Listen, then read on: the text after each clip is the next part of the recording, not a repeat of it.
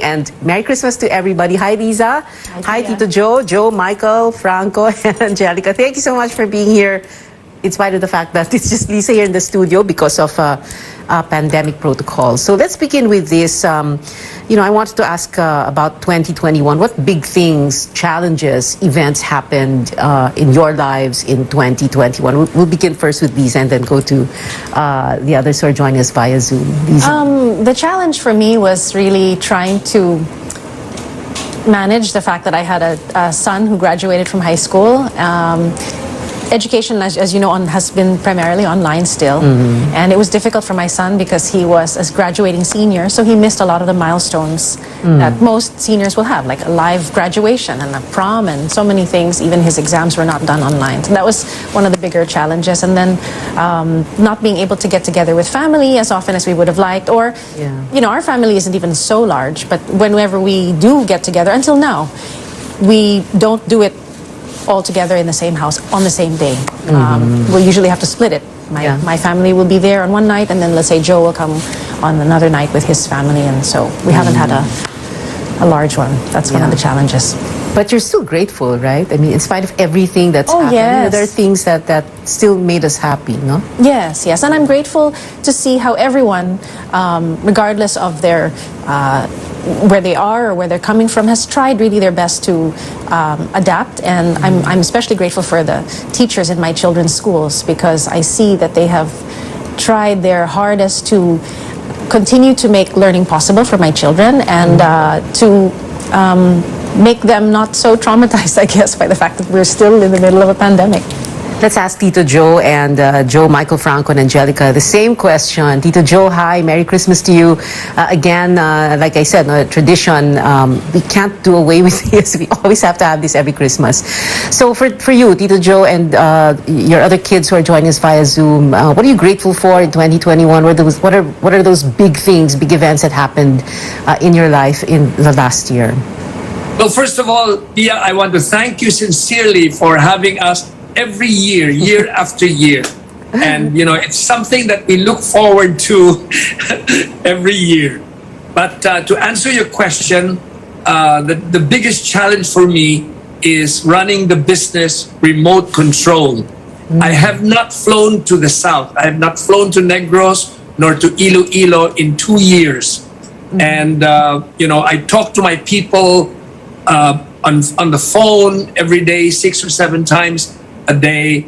And then, of course, as Lisa mentioned, the challenge is getting the family together, because especially Christmas time, because to me, Christmas, the joy of Christmas is doubled when you spend it with your family. And it's tripled when you have your grandchildren with you. And thank God, Mary Ann and I have now been blessed with 8 grandchildren. 8. Okay, Michael, what about you? Yeah, Pia, of course, COVID took center stage this year as well as last year.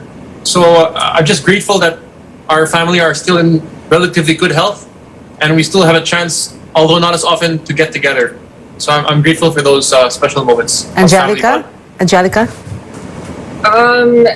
To say the same thing as Mike, COVID and its associated challenges has been very difficult for everyone. But I am very grateful for the old friendships and family that have managed to help and nurture the relationships and withstand test of time, test of distance, and new friendships that have developed despite the remoteness and isolation that we face today. I was about to say the same thing, old and new friendships. Especially those you meet online. And I think there's a line you always say, and I say to them, I hope to meet you when this pandemic is over or when things are not as restricted. What about Joe, ikaw? The younger Joe. Pia, I would say that the biggest challenge is also what they were saying. So safety, keeping our families safe, and the schooling as well for the kids. So we have a daughter we had to send abroad. So we took her there, and we're in constant communication with her. making sure that she's also practicing, distancing and staying safe as well. Wow. So extra challenging, syempre, no? We're not just parang there's not just distance here, even if you're in the same country, but when you have family members abroad and sending the kids abroad, no? It's like what? Parang tearing you apart, no, from them. Franco, what about you?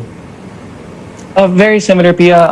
I think the challenge really has been on a daily basis to try to find, to not lose the hope, I guess. In many ways, we still find ways, to laugh. And I think that always livens the spirit. Despite, as my dad said, it has been 2 years. We didn't think we'd get this far. I mean, we didn't think that 2 years, we'd always think that, maybe tomorrow will be better.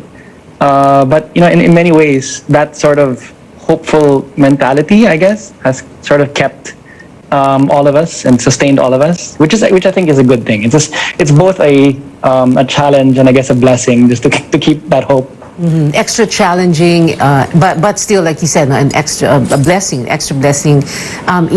Syempre, like I was saying earlier, people look forward to your dad's songs, no, Tito Joe. People look forward to your songs, no, every Christmas, and not just in Christmas, no. So, and it was interesting the way you guys were able to, for like Christmas 2020, to do quarantine recordings, right? So, Tito Joe, just tell us a little bit about that. No, how challenging was that, and why did you feel it was so important for you to be able to do that? Well, as Lisa mentioned, we had to partition our gatherings. For example, one of our traditional the traditional things that we do every Christmas is putting up our Christmas tree.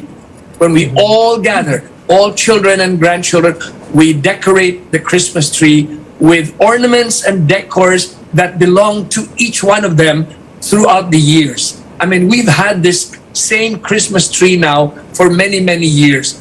And so putting up the Christmas tree is like looking at our family tree. But the past 2 Christmases, we have had to divide, like, okay, the first night, Lisa and her family, then the second night, Joe and his family, something like that. So, but it's still meaningful to us. And so it's important to keep that tradition going despite the global challenges. A Christmas tree and a family tree. We'll be back after this very quick break with Jose Marichan and his children. Be right back. RPN Radio Philippines Network. DXTV Dipolo Radio Ronda. Ringo Honasan po. Sa pagbangon ng mga Pilipino, saludo ako sa mga taong patuloy na humaharap sa hamon ng pagbabago. Bilang isang ina, handa akong gawin ang lahat para sa kaligtasan ng aking mga anak. Pandemya man, tuloy pa rin ang serbisyo para malinis ang kapaligiran. Serbisyong publiko para sa kaligtasan ng lahat. Sa panahon ng krisis, ikaw, ako, magtulungan tayo. Ringo Honasan po. Saludo ako sa Pilipino. Merry Christmas ang bati, lahat tayo ay magdiwang. Ang Pasko mo'y panahon sa pagmaya o paghatag og kalipay sa atong mga mahal sa kinabuhi o sa atong isig katao. Kini ang inyong alagad sa dakbayan sa dabitan, si Bimbim Amoy ng Hinao. Nga unta luyo ning atong kahimtang karon, nga unta anaa kita sa luwas sa atong panglawas aron sa mabulokong pagsaulog sa pagkatao ning atong manunubos nga si Jesus. Maayong Pasko ug masanagong bag-ong tuig kaninyong tanan. Daghang salamat. Oras ay nag-aawitan. Merry Christmas, o kasayang tunay. Quincentenary Faith Rewind. The image of Santo Niño was among the gifts presented to Queen Juana, wife of Raha Humabon, before her baptism. The cross and the image of the Blessed Mother were the other gifts given to her according to Antonio Pigafetta. KBP marks 500 years of Christianity and visitation. DXTV Dipolo Radio Ronda. Pinalaki ng Northern Cement ang kapasidad ng kanilang planta para steady ang supply ng sementong tigasing. Northern Cement Max Plus, Supreme at Max Pro. Ahon, bangon, sulong. Uy! Salamat! Nagyaya ka na uli! Salamat! Nicor Valley lifted! Salamat! May bago tayong tropa! Salamat! Tayo ay buhay pa! Salamat sa Primera Light na iyanikman! Primera klase ang Primera Light inuman! Salamat, Spring! Wala kayo sa tatay ko. Kinuwang libre ang pag-aaral ko sa kolehiyo. Ang tatay ko, namigay ng libreng irigasyon. Wala sa tatay ko. Mga tulay, kalsada at infrastruktura. Yun ang pinagawa nun. Ang tatay ko sinagot ang ospital at papagamot ko. Sino yung tatay ko? Yung tatay ko? Yung tatay ko? Ang tatay ko?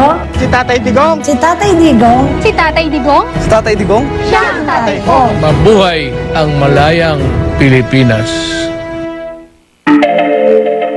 The hope is for each and every Filipino to have a comfortable way of life. At on the energy side, lahat ng bawat Pilipino ay may access sa enerhiya na malinis, na affordable, at abot kamay ng bawat isa.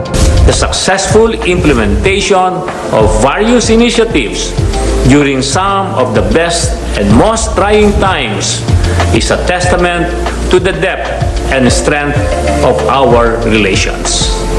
We hope to find more avenues for closer collaboration as we transition towards the development and utilization of secure, clean, reliable, and resilient energy.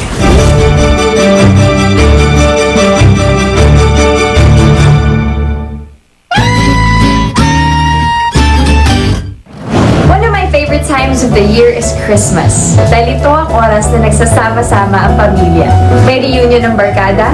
It's a time for giving and receiving, and it's the best time to choose love. To choose what's true. Kasi ito naman talaga yung mahalaga, di ba? Ito yung mga bagay na totoo. Kaya this Christmas, we choose family, we choose friendship, and we always choose love. At kasama ng GSM Blue, let's choose what's true. Ako po si Sue Ramirez, and on behalf of my Ginebra San Miguel family, maligayang Pasko po sa inyong lahat.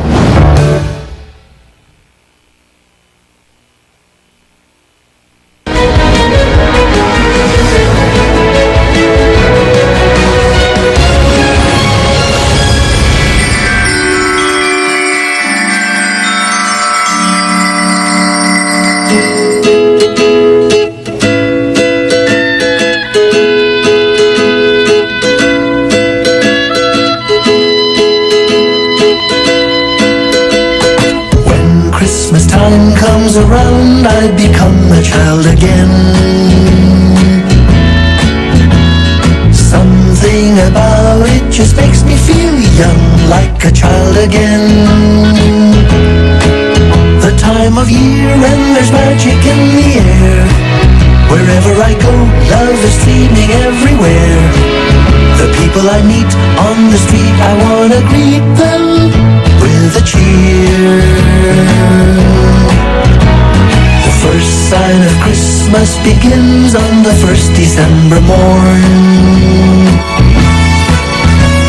The reason for the season is baby Jesus being born. Forgive the hurts and disappointments of the past, and let us renew the ties with friends and make them last. It's great to be a child again at Christmas and all through the year.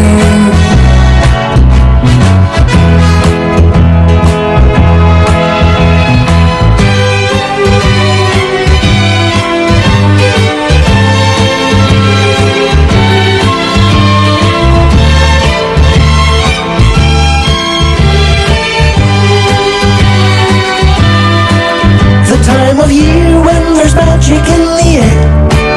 Wherever I go, love is streaming everywhere. The people I meet on the street, I wanna greet them with a cheer. Forgive the hurts and disappointments of the past, frozen, make them laugh. Be a child of Christmas and all through the year.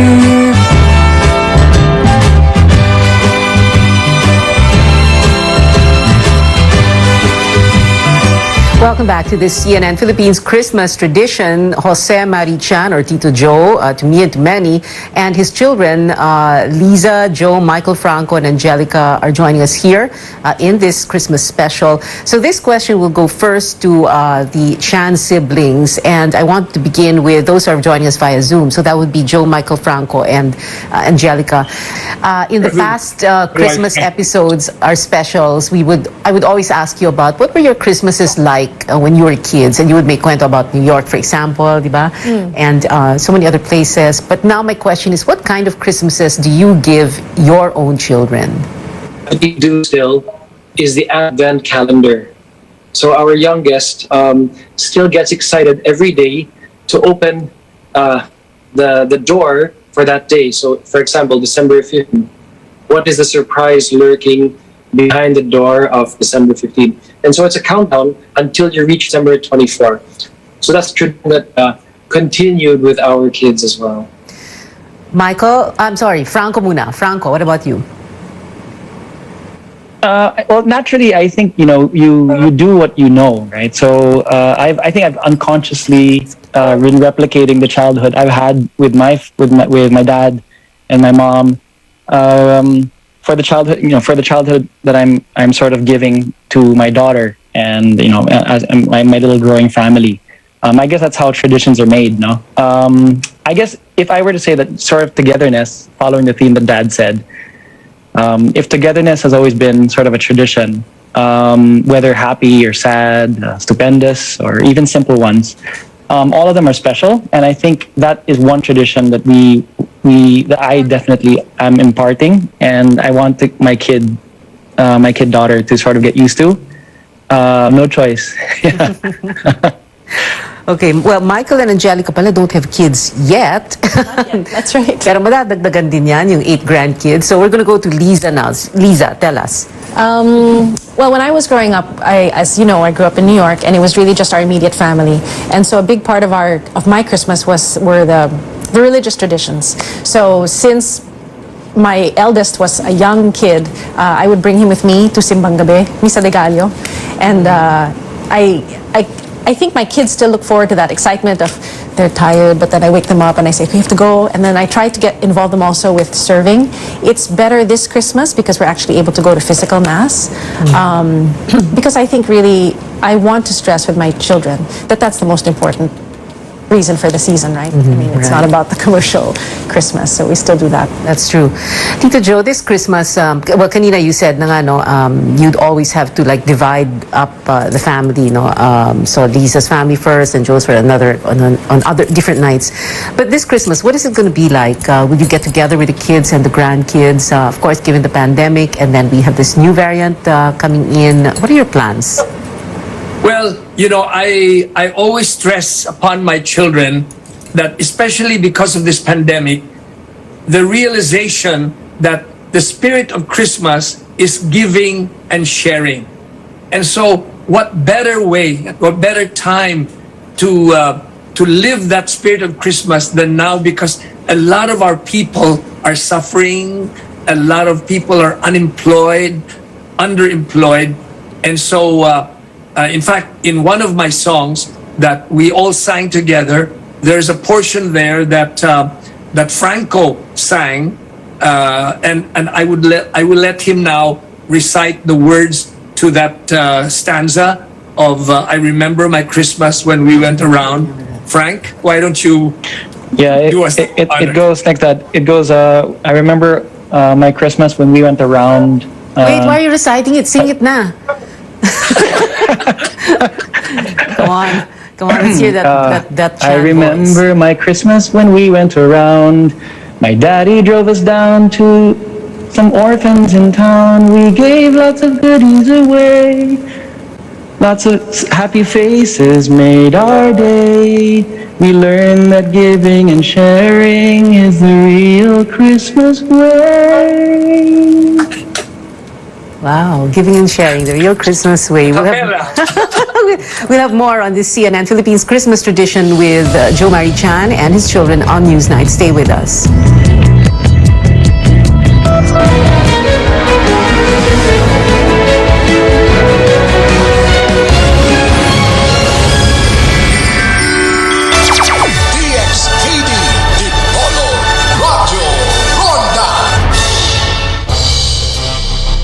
Quincentenary Faith Rewind. Ferdinand Magellan died in the hands of Dato Lapu-Lapu in the Battle of Mactan. Spanish navigator Juan Sebastian Elcano took command of the voyage, which finally reached the Spice Islands. To date, the expedition is also known as Magellan-Elcano Expedition. KBP marks 500 years of Christianity and this station. Honorable Angel Halusos Carion, Batanon, Buutan ug Malagaron, City Councilor of the Pitan City, Chairman, Committee on Tourism, Committee on Labor, Committee on Child Welfare and Development. Honorable Angel Halusos Carion, Batanon, Buutan ug Malagaron, City Councilor of the Pitan City. DXTV, Dipolo, Radyo, Ronda. Listo, ganado sa Nutri-Chunks Puppies. Ngayong Pasko, huwag sana nating kalimutang pasalamatan ang mga frontliners na patuloy na nagsasakripisyo. Ang mga frontliners na 24 oras ang serbisyo. Alay ng frontliners ang kanilang buhay para sa kapakanan ng sambayan ng Pilipino. Ang ating mga frontliners, ang mga bagong bayani ng bayan. Mula sa amin, para sa mga mahal nating frontliners, maligayang Pasko at manigong bagong taon! Frontliners, kayo ang bida!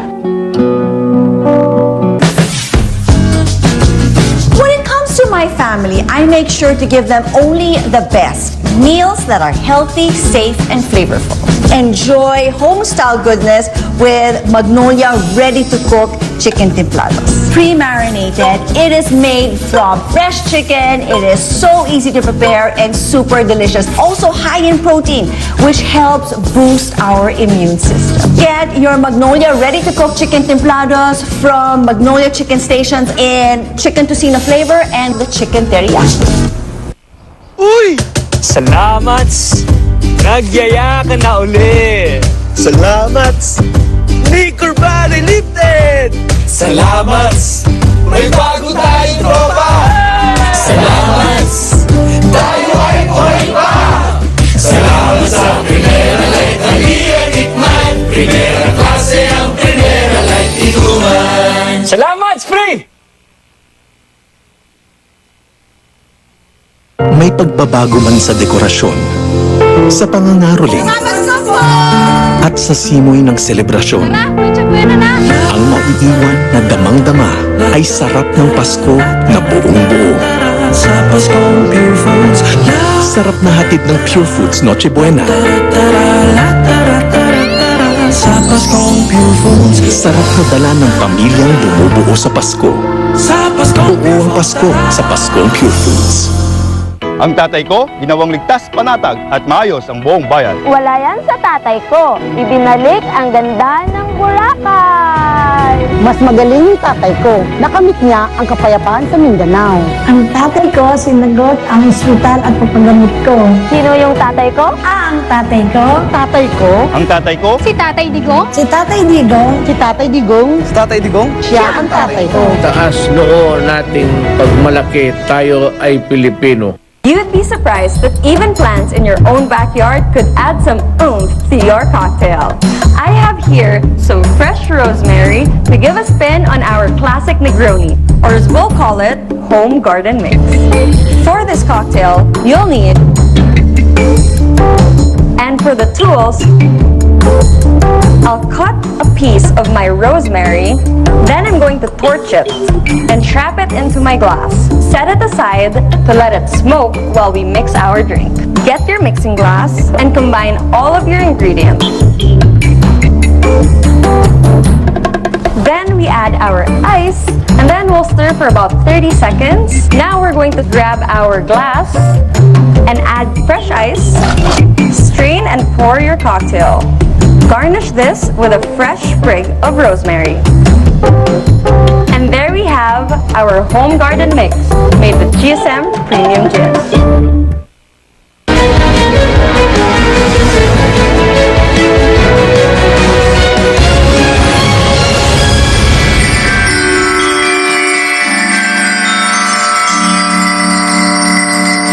Well, the pandemic has forced us to value what is really important. So the question here is, what gifts are you giving this Christmas? I know earlier you said, Tito Joe, what's really important about Christmas. But can you share with us what gifts are you giving each other, if that's if that's okay? Tito Joe, you first. Okay, so kids, what are you gonna give mommy and daddy this Christmas? Baliktad. Oo nga naman. Oo nga naman. Sige. No, dapat Michael and Angelica should answer that question first. Sige nga, Michael. What are you gonna surprise them with? Clue na lang, clue. Well, I was just talking to Mike about it. And perhaps just the gift of time and presence. Oh, that's nice.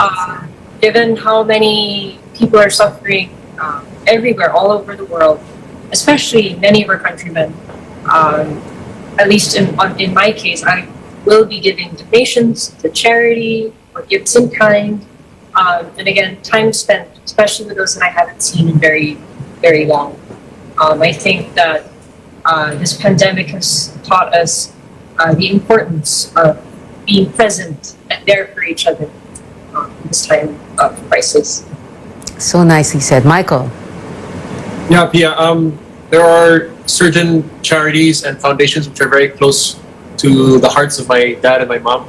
So even more now than ever, during this pandemic, it's important to support these charities and foundations, which will really have a very positive impact on those who are going through a lot of difficulties now. Mm-hmm. So I think that'll be more meaningful to our parents this time. I love how your dad redirects the questioning. Tamang-tama eh. So, Franco, can you answer that question? Yeah, very similar also. I mean, not charities definitely. Maybe a lot of them focus on the children because Christmas really is for the children as well. But I think another factor is that a lot of our religious institutions, many of especially our parishes and in churches haven't had masses in a long time, and for many times a lot of the donations there and the alms, they get a lot from just people who attend mass, and since we haven't had that in such a long time, we make sure to remember them. So many times, I think through the example of mom and dad, we would oftentimes give them donations in their name. So I guess the surprise is which donation will it be, which charitable Which institution charity? will be Yeah. this year. You guys are so sweet. Joe. The younger Joe, ah? Yeah, I would say the same also, Pia. A practice among our titas and titos has been recently that in lieu of Christmas gifts, if we could donate to a charity of their choice, of their choosing. And so that has been actually a lot of the gifts that we've been giving this December to the less fortunate. And Liza, I'm sure you're going to say the same thing, but there's also an added layer here because like your other brother, one of your kids is abroad, no? So Yes. ibang klaseng Christmas to. Yes. That's my son. Unfortunately, will not be with us this year. He will be the missing member of the family. So don't cry. Yeah. Thank God though for technology. Yeah. I mean, I remember when I studied abroad after college, I would be counting my quarters or my to feed into the the pay telephone, right? Yeah. But now we're spoiled. And so yesterday I spoke with my son and I was saying, well, how are you? And did you do this and make sure that you pay for this bill? And then he just mentioned very casually, oh yeah, I spoke with Lolo and Lola. They called me and they call me regularly and they're asking how I am. So at least we feel reassured that we have that, because it's hard to travel now with the pandemic, right? You have quarantine and then testing, and so it makes it prohibitive to travel as easily as we used to do before. So thank God for technology, like you said, no? I mean, the very thing that we thought kept us apart before the pandemic is the one that's keeping us together. So thank you for that, especially in pag-Christmas time, no? When it's so important for Filipino families to be together, families all over the world, syempre. Final words na lang from Tito Joe. We'd love to hear from you, your Christmas message. Well, I really hope and pray that this pandemic will soon be over. You know, so I keep praying to Saint Joseph and to Mother Mary to help us. But anyway, I want to go back to your question.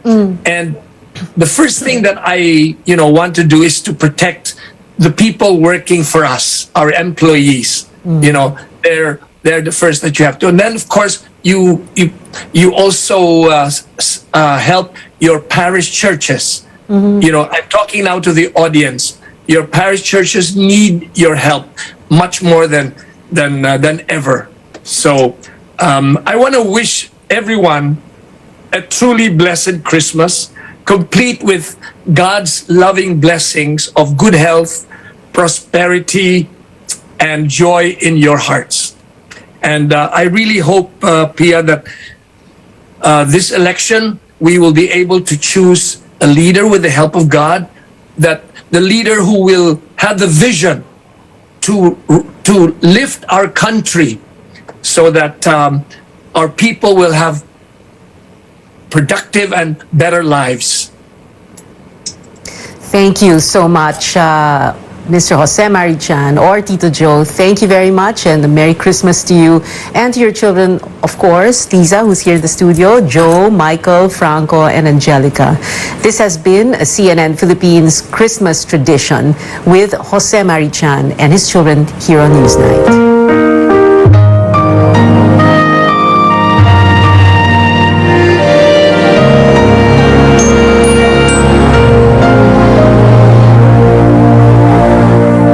Christmas is wearing a smile on its face, setting the world aglow. Christmas is blessing some old lonely place with all the gifts to show. Carols that float in the air day and night, and candles that burn with a warm, friendly light. But more, even more than all the above, I know this is true. Each day of the year can be Christmas if love is the gift from you. When the season comes to an end, and the New Year's just round the bend, though they'll take down the tree as always, and the bright trimming off the hollies, Christmas will linger for always. Let love be the gift from you.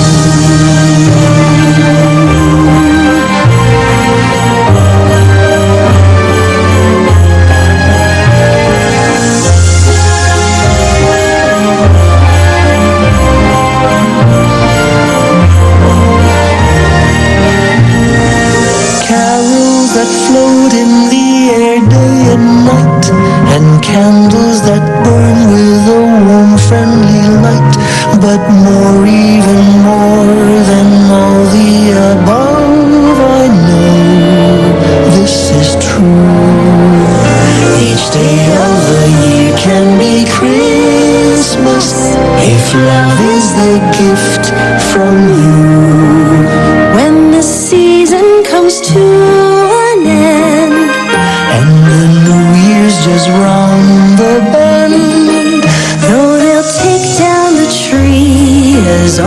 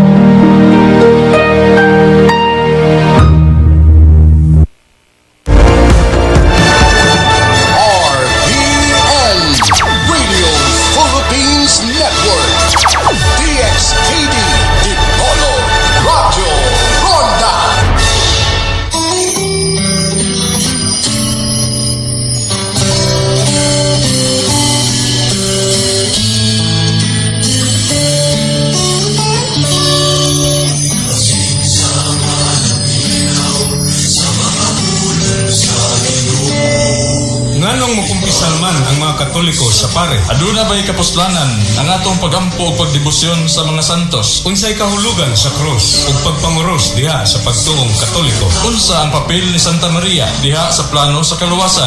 Kini mao'y pipila sa mga pangutana ug katahap may tungod sa mga doktrina ug pagtulunan sa simbahang Katoliko. Tungod niini ang Confraternity of Christian Doctrine o ang gitawag nga mga katekista sa parokya sa katedral uban ni Father Junilo Dagpin Jr. Mihatag og kahigayunan aron mamugna kining tulumanon. Katekismo sa radyo. Inyong mabati ug sa samang higayon makita sa live streaming dinhi lamang ng istasyon RPN DXAD Lunes ngadto Sabado sa matag alas 7 hangtod alas 8 ang takna sa gabi. Katekismo sa radyo.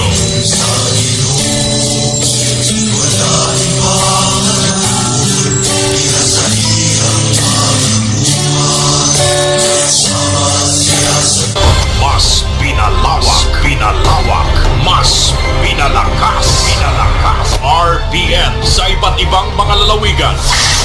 DZRL Bataan, DZBS Baguio, DZKI Iriga, DYKB Bacolod, DYKC Cebu, DXKS Surigao, DXKD Dipolo, DXKO Cagayan de Oro, DXKT Davao, DXKP Pagadian, DXXX Zamboanga, DXDX General Santos. RPN Radio Philippines Network, DXKD Dipolo Radio Ronda, member kapisanan ng mga broadcaster ng Pilipinas.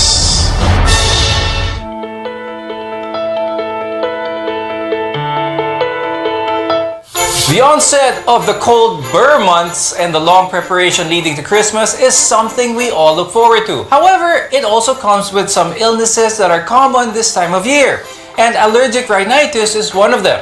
It's an allergy-related inflammation of your nasal passages, your throat, and sometimes even your eyes. And while it's not contagious, sneezing due to the allergic reactions and immune responses can spread germs and put other people at risk of other diseases. Today, we'll learn more about the symptoms of allergic rhinitis, how to spot them, and what to do in regards to treatment as well as prevention. I'm Dr. Freddy Gomez, and you're watching MedTalk Health Talk on CNN Philippines. We're here to build a healthier future for you.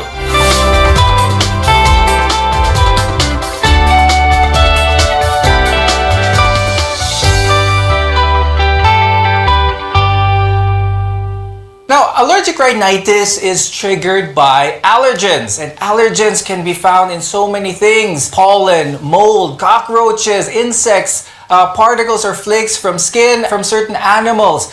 That's why it's very important for any individual to understand what causes this, what triggers this condition. Now let's welcome our guests. Joining us is Dr. Maria Lourdes Enicilia. She's an ENT head and neck surgeon from Medical Center Taguig and St. Luke's Medical Center. Also with us is Dr. Fatima Joanna Santos Ocampo. She's a pediatric and adult allergist from the Asian Hospital and Medical Center. Now, for those with allergic rhinitis, the symptoms may be similar to other allergic reactions. I'll start first with Dr. Mari. Can we discuss what some of the common symptoms of someone who has allergic rhinitis are? So with allergic rhinitis, rhinitis meaning nasal symptoms. So the usual nasal symptoms would be sneezing, and it's usually violent, like sunod-sunod na pagbahing. So several sneezes, one after the other. And you usually have watery nasal discharge, so yung matubig na sipon, hindi siya malapot, hindi siya makulay, it's usually very clear, and then nasal blockage. And sometimes the nose is very itchy, even the eyes. And for children, sometimes they cough also. And very classic with this, if you're talking about allergic rhinitis, is there's no fever. Whenever they find these types of symptoms, what should they think about, Dr. Mari? Should they start thinking first that this is a viral type of illness, or is it more common that this could be an allergic type of reaction? Well, for most of the patients with allergic rhinitis, you might have noticed already happening even when you were very young. Mm-hmm. So you sort of recognize it already. And again, if there's no fever or you feeling na magkakasakit, like your body pains, joint pains, then you would think more it's allergic rhinitis. And again, if there's a pattern, then it will just go away. But if it's the symptoms are lasting the whole day, several days, and the mucus is becoming thick, and you feel bad, or there's fever, then it might already be like a viral cold, or even a bacterial nasal problem. So then you might need to consult your doctor. When it comes to other related factors that could increase the chance of someone having allergic rhinitis, what could some of the more common things be, Dr. Mari? If your parents, you have relatives, your siblings also have allergic rhinitis, you're more at risk for this. But it's also environmental that they found over the years. There's also what we call a hygiene hypothesis. So they found that those who actually were exposed to a lot of different infections, were playing outside when they were kids, they tended to have a better immune condition, and they did not have the allergic rhinitis. They did not develop it, unlike those who weren't really exposed during childhood. So that's what. And also your exposure to pollution, actually diesel fumes, they found that this can actually make you develop allergic rhinitis. So that's also a factor. Now, Dr. Fatima, when it comes to this, yung environment natin, air pollution is increasing, the smoke is increasing from vehicles, lalo na dito sa Metro Manila. Are these surefire triggers, especially for someone who has allergic rhinitis? Actually, it's a global thing. No, it's this pollution that's over the years, coming from fossil fuels and all that, has actually created, of course, what we all know is climate change. And what does it mean? Actually, that means that there is a real elevation. One of the things that's concerning is that the temperature, the environmental temperature has actually increased. No? These are irritants. They're not really allergens, but they're irritants. They really affect the functioning of our airway. They make them very responsive, yung umiipit, ganyan, kaya nagkakaroon tayo ng asthma attacks, no? And the same thing happens in the upper airway. It affects the lining of the upper airways, masyadong nai-irritate. Kaya, yes, you'll have more of the sneezing, the runny nose, at saka yung congestion. Now, I'd like to ask Dr. Mari, right now, papunta na tayo sa Burr months, marami tayong mga changes in temperature, changes in weather. I'm sure a lot of our viewers do feel some of the symptoms coming from that. Nasal congestion, some irritation. Is this allergic rhinitis? How can we explain this better to our viewers? So at this time of the year, with more moisture in the air, you can have more of the mold, more of the dust mites, and with wind, air current, sometimes the pollen, there's more pollen coming down or going around you. So yes, most patients will have more severe symptoms this time of year. Now, Dr. Joni, what are some of the complications naman that can arise with allergic rhinitis that isn't identified or isn't managed effectively? People with allergic rhinitis tend have more chances also to have asthma, by the way, allergic asthma. So I hope people would realize na if your allergic rhinitis is not controlled, it can actually trigger your asthma. So when you have asthma, you have to bear in mind na baka meron akong allergic rhinitis na hindi na-address. Okay. So that's very important, ha? And then also other things, for example, yung pagkakaroon ng sinusitis, no? This is an inflammation of the lining of the sinuses, no? Dito sa loob ng upper airways, sa kaloob-looban. So you can have that, and that could really be very bad, more severe yung mga symptoms mo, and you can also have parang bacteria added to it, so you can have an infectious rhinitis, sinusitis tuloy, no? Meron bang certain levels ang allergic rhinitis when it comes to its severity? Meaning, are there people who have allergic rhinitis pero tinitiis lang nila kasi nakakayanan naman nila? What can you say about people who are not getting treatment even in the mild forms? You can have complications pag pinabayaan. So how do you know if you need to see a doctor? I usually say if you're having your symptoms every day, or almost every day, like 4 times a week, and it's every week, and it lasts more than 1 hour. Now, it's half the morning or even the whole day, and you can't even go out without having a handkerchief or your tissue paper, and you can't play sports, you can't sleep well. So even though natitiis nyo po yun, kung ganun yung effect sa inyo, then it's something that needs to be controlled, and you have to see a doctor to avoid the complications. Up next, we'll talk more about the causes of allergic rhinitis and how you can control or prevent them. We're your connection to healthcare. You're watching MedTalk Health Talk on CNN Philippines.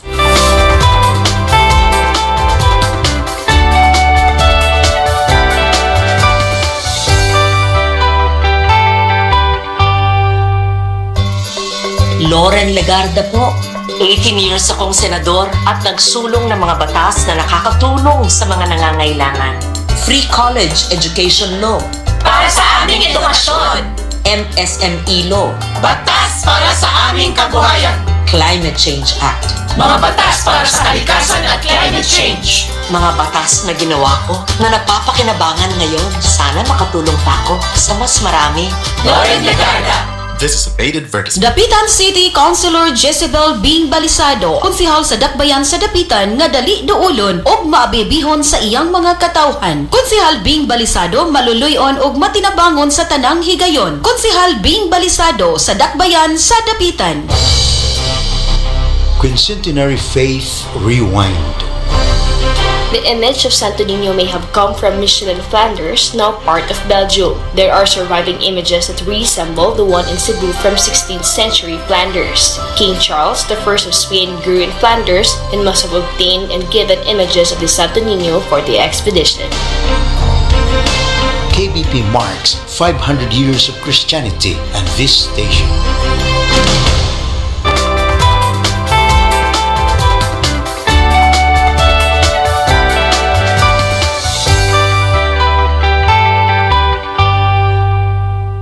External factors can cause your allergies, and these allergens or irritants can vary from pollution to dust to pollen, among other things.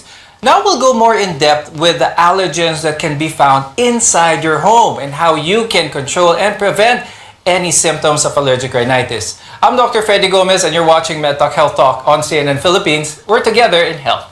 Now, some plants make a fine particle called pollen that's light enough to travel through the air, and this is how these plants grow and reproduce. But inhaling this can be a trigger to an allergic reaction, especially in a tropical country like ours, where plant life is very abundant, even indoors.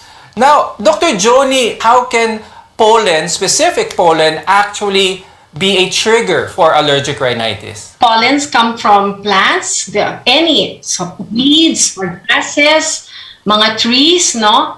But they differ in character, in size, no? So in general, what we think of as allergenic are the ones that are very light, very tiny, no? Such that they can float. They can be carried by the wind, actually up to 400 miles, no? Depende sa wind, no? And of course, they can also enter our system better. So, nakakapasok, nalalanghap mo siya. So, those are usually the pollens that are responsible for allergies. Dr. Mari, can you give us some tips on how to keep our homes pollen-free? Or for that matter, if I have a pollen allergy, what is the best thing for me to do? If you've noticed that with your indoor plants, you're having more attacks, so maybe you need to change the plants that you have. Again, not every plant is allergenic. It's usually the ones that shed, a very small seeds or light flowering plants. Actually, we've seen less allergy for a lot of patients because they've been staying indoors, and when they go outdoors, they wear a mask. So that's actually one protection if you're particularly allergic to pollen, especially when it's very windy or there's thunderstorms and high wind rates. You would expect more pollen in the air. So actually using our masks have protected us. Dr. Mari, when it comes to this, dust mites, these are very small bugs in someone's house. It can't be seen by the naked eye, but it can cause an allergic reaction for people. Is there anything that you could suggest for our viewers to potentially identify if they do have a dust mite allergy? Are there specific symptoms that they could watch out for, certain scenarios? Dust mites are your most common allergens and very classic. Upon waking, when you wake up, you haven't even stood up, you haven't gone anywhere, you're sneezing, you have runny nose, you have nasal blockage. Most likely you're allergic to dust mites because the dust mites are in your mattress and pillows. And if you live in the Philippines, most likely you have dust mites in your mattress and pillows. That's accepted because they like the humid environment. So if you want to protect yourself from dust mites, there are dust mite covers. But remember, again, there's a limitation to their efficacy. Over time, it's not as effective, so you might need to change.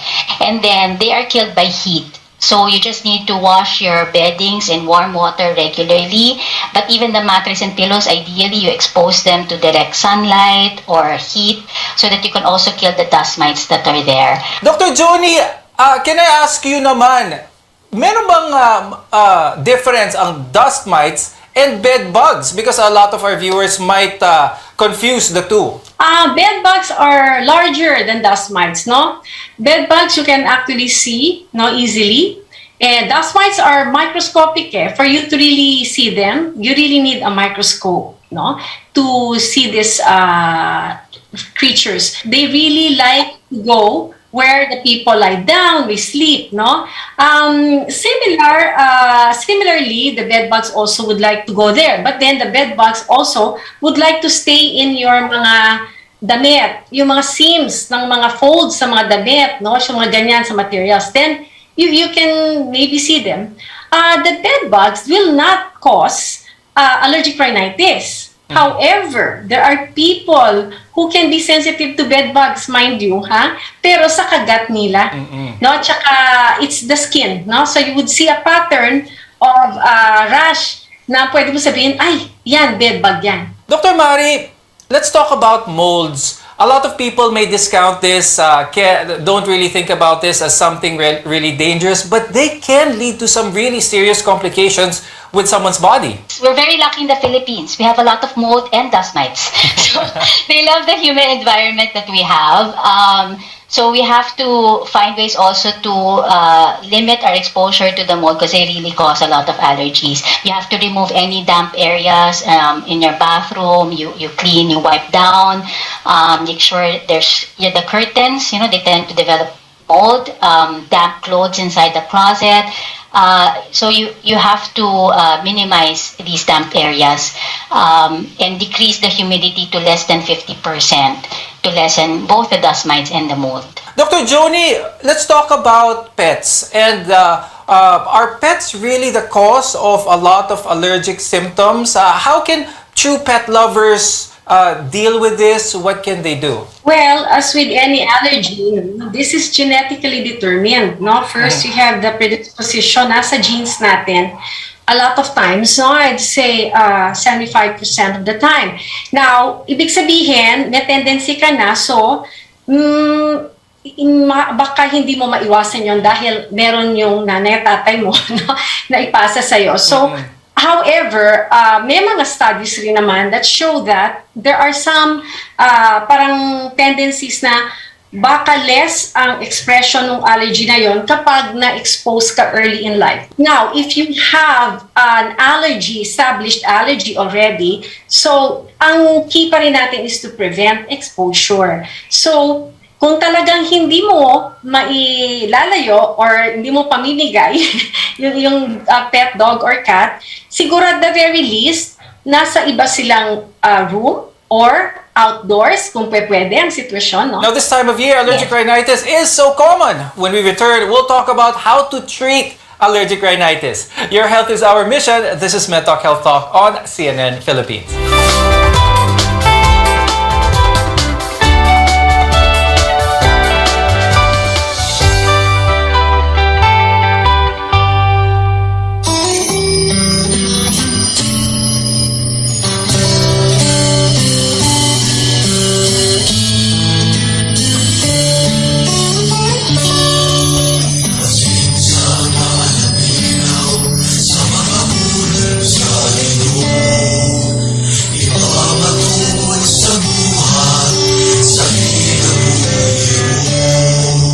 Kinahanglan pa ba sa atong modernong panahon ang pagila o pagtuo sa usa ka Dios nga gitudlo sa Iglesia Katolika? Igo na ba ang Biblia nga gabayan sa kaluwasan ug wala nay labot ang simbahan ug apostolikanhong tradisyon? Aduda ba'y kapustlanan ang atong pagampo ug pagdebosyon sa mga santos? Nganong mukumpisal man ang mga Katoliko sa pare? Kini mao'y pipila sa mga pangutana o katahap may tungod sa mga doktrina o pagtulunan sa simbahang Katoliko. Tungod niini ang Confraternity of Christian Doctrine o ang gitawag nga mga katekista sa parokya sa katedral uban ni Father Junilo Dagpin Jr. Mihatag og kahigayunan aron mamugna kining tulumanon. Katekismo sa radyo. Inyong mabati ug sa samang higayon makita sa live streaming dinhi lamang ning istasyon RPN DXKD Lunes ngadto Sabado sa matag alas 7 hangtod alas 8 ang takna sa gabi.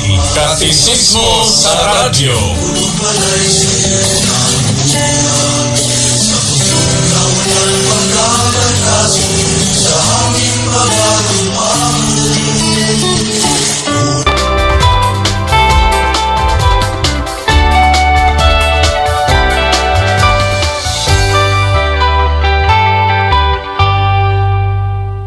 There are several ways to treat allergic rhinitis, and these include trigger avoidance, even medication, as well as even home remedies. I'm Dr. Freddy Gomez, and you're watching MedTalk Health Talk on CNN Philippines, where your care always comes first. Treatment for allergic rhinitis depends on how severe your symptoms are and how much they're affecting your day-to-day activities. Dr. Mari, what are some of the more common medications available to treat or control allergic rhinitis? From vitamins, supplements to the over-the-counter anti-allergy medications, or what we know as the antihistamines. The decongestant, usually what you take for flu, which can help you also if you're very congested. But, I have nothing against this if you want to try it once in a while for your allergic rhinitis. But if you find that you're using it all the time, then maybe this is not the right medication for you. There are other medications that your doctor can give if you have symptoms all the time. It's not good to take these over-the-counter medications every day for a month, 2 months, a year. So you have to see your doctor already. Now, Dr. Joni, when it comes to treatment, is it okay to try over-the-counter medications to control my allergic rhinitis? If my friend or my neighbor takes this medication for their allergic rhinitis, it may work for me as well. What's your advice on this? Depends on what it is, no? Kasi when we say over-the-counter, honestly, the antihistamines, I think they should be prescribed with a prescription, but here, alam naman natin it's not so strict. So basically, it can be over the counter. So the pure antihistamines, the ones that don't make you fall asleep, they're part of the treatment of our allergic rhinitis. Now, it will depend on the severity, no? Ano ba ang effect sa'yo ng rhinitis mo? Is it really super bad? Then you have to go and talk to your doctor because the doctor can prescribe more than the antihistamine. So, meron tayong mga sprays para sa nose. For long term, hindi na yan ang ginagamit natin. Meron na tayong mga nasal steroid. And these are the most efficacious treatment for mga ganong klaseng rhinitis na talagang mahirap, matagal na. Now let's talk about home remedies. Now, home remedies may be effective up to a certain extent, and it all depends on how severe your allergies can be. Now, we'll start first with Dr. Mari. What are some home remedies that our viewers can try if they do have allergic rhinitis? One home remedy that you can try is washing the nose. Okay, but just remember there is a specific kind of fluid that you need to wash the nose that will not irritate or even damage your nose. So a home remedy is 1 liter of purified or distilled water, pwede rin pre-boiled tap, but not straight from the tap.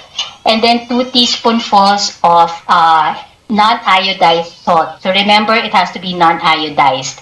Hindi pwede yung regular table salt. And then with 1 teaspoon of baking soda. Okay, and then you have to use it within 24 hours. You cannot use it for longer than that because then there will be already bacterial growth there. Okay, and that is something that you can do, a home remedy to clean your nose and to relieve the congestion. Now, Dr. Joni, any tips or home remedies, home solutions that you could suggest for our viewers? You must keep your home relatively, if you can, not dust mite free. We can never do that, but less dust mites in the area. So, like she mentioned, the washing in hot water of your beddings, no, and maybe you ought to not put carpets anymore, kasi they will be dust gatherers, no. So, don't give it a chance to settle anywhere. We hope you found our discussion today helpful. Thank you very much to ENT Head and Neck Surgeon Dr. Maria Lourdes Encilia and allergist Dr. Fatima Joanna Santos Ocampo. We want to be your partner for a lifetime of good health. I'm Dr. Freddy Gomez, and this has been MedTalk Health Talk on CNN Philippines.